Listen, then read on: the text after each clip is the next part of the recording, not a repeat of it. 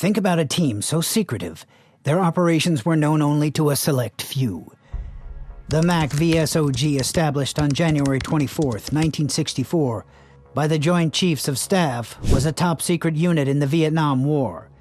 Operating under the Military Assitance Command Vietnam, it included elite operatives from the Green Berets, Navy SEALs, Air Force Commandos, CIA, and Marine Corps reconnaissance teams. This unit was distinguished by its high level of secrecy, surpassing all other military units in covert operations during the war. Initially, MACV-SOG faced organizational challenges. Its first commander, Colonel Clyde Russell, struggled to create a functional organization as United States Special Forces were not doctrinally or organizationally prepared for its intended missions. The unit's early operations included continuation of the CIA's agent infiltrations, with teams of South Vietnamese volunteers parachuted into North Vietnam, most of whom were quickly captured. Maritime operations also fell short of expectations initially. MACV-SOG's mandate included undertaking various forms of unconventional warfare in Vietnam. This included reconnaissance and rescue missions, psychological warfare, and capturing enemy prisoners. Their operations were significantly secretive due to the USA's official stance that American forces were not operating outside South Vietnam. Much of MACV-SOG's work was conducted in North Vietnam, Laos, and Cambodia, emphasizing the importance of the Ho Chi Minh Trail to the North Vietnamese Army. Its structure was complex and evolved over time. Initially, its missions included continuation of the CIA's agent infiltrations and psychological operations against North Vietnam.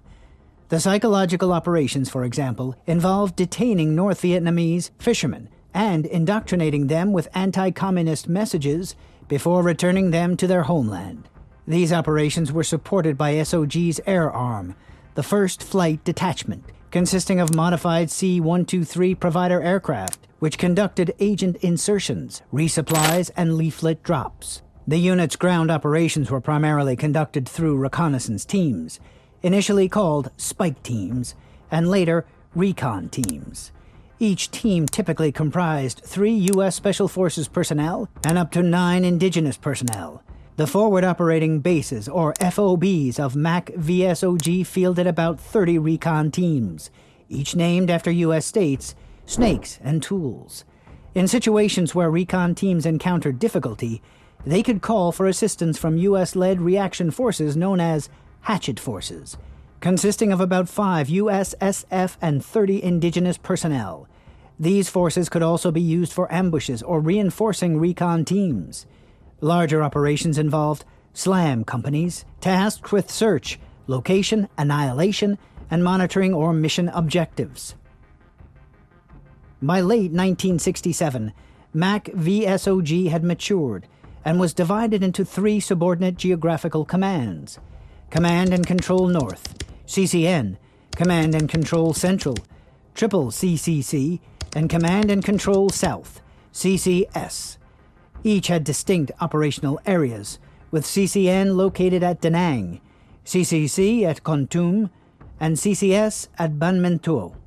These sites operated independently, based on the ground tactical situation, and included reconnaissance, reaction, and security forces. The organization was somewhat flexible, adapting to the changing needs and conditions of the war. The CIA played a significant role in MACV-SOG's operations during the Vietnam War, particularly in the transition of responsibilities and the application of unconventional tactics. Initially, MACV-SOG, which stood for Military Assistance Command Vietnam Studies and Observations Group, was a joint venture between the U.S. Special Forces and the CIA.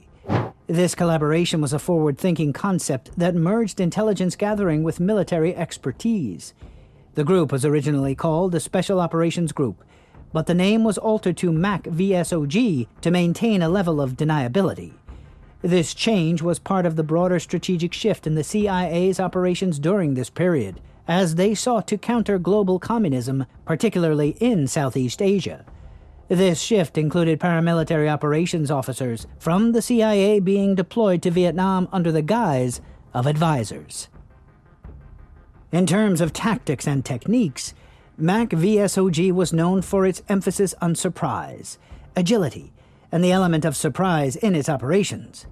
This approach was reminiscent of the motto of the Jedburgh teams during World War II: surprise, kill, and vanish. The unit's operations were characterized by deep penetration missions behind enemy lines, often in Cambodia and even in China. These missions were highly specialized and required a blend of military and intelligence skills, something for which the operators were specifically selected. The CIA's paramilitary branch within the National Clandestine Service, known as the Special Activities Division and later as the Special Activities Center, was a critical component in these operations. This division had a history of involvement in various covert actions worldwide, ranging from toppling governments to arming freedom fighters in an effort to halt the spread of communism. MACV-SOG conducted several key operations that significantly impacted and changed the course of the conflict. One notable operation was Operation Daniel Boone, or OP-35, initiated in April 1967. This operation involved cross-border reconnaissance into Cambodia, a country then considered neutral in the conflict.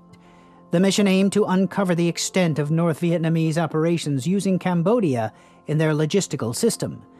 During this operation, SOG teams, which were smaller teams of up to 10 people, undertook hundreds of cross-border operations under their Ground Operations flag. The teams were comprised of Green Berets and indigenous people, both specialized in unconventional warfare. Constrained by the lack of air support and other resources, they had to rely primarily on stealth while crossing the border on foot. This operation was part of MACV-SOG's expanding and diversifying role, which included supporting construction for the Muscle Shoals electronic barrier system and the placement of electronic sensors in Laos and the demilitarized zone. Another significant operation was the involvement of MACV-SOG in the Ho Chi Minh Trail, a critical logistic network for the North Vietnamese. MACV-SOG teams conducted deep reconnaissance, gathering intelligence, capturing enemy soldiers, and even engaging in prisoner-snatching missions. These operations were extremely dangerous, often involving small teams of American soldiers paired with South Vietnamese guerrillas facing large enemy forces. An example of the high-risk nature of these missions is the Thanksgiving Day 1968 operation, where a six-man team faced an enemy force of 30,000, and Frank D. Miller's solo encounter with 100 NVA troops. The intelligence gathered by MACV-SOG from these operations was crucial, contributing to about 75% of American intelligence about the Ho Chi Minh Trail. The impact of MACV-SOG on the Vietnam War was profound. Their operations behind enemy lines and along critical supply routes like the Ho Chi Minh Trail played a significant role in disrupting the enemy's operations and gathering essential intelligence. Now there is another significant, albeit controversial, aspect of the United States' counterinsurgency efforts during the Vietnam War: the Phoenix program. Its primary aim was to dismantle the Viet Cong through infiltration, assassination, capture, counterterrorism, and interrogation. The program was grounded in the notion that the North Vietnamese insurgency required local support within civilian populations, referred to as the VC infrastructure, or political branch, which coordinated the insurgency.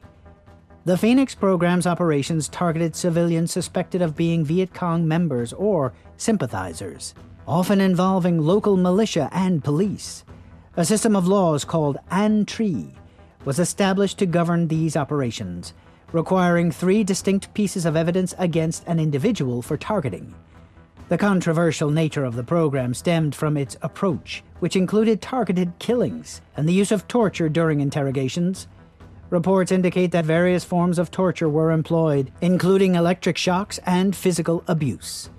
Throughout its duration, the Phoenix program neutralized 81,740 people, of whom 26,369 were killed.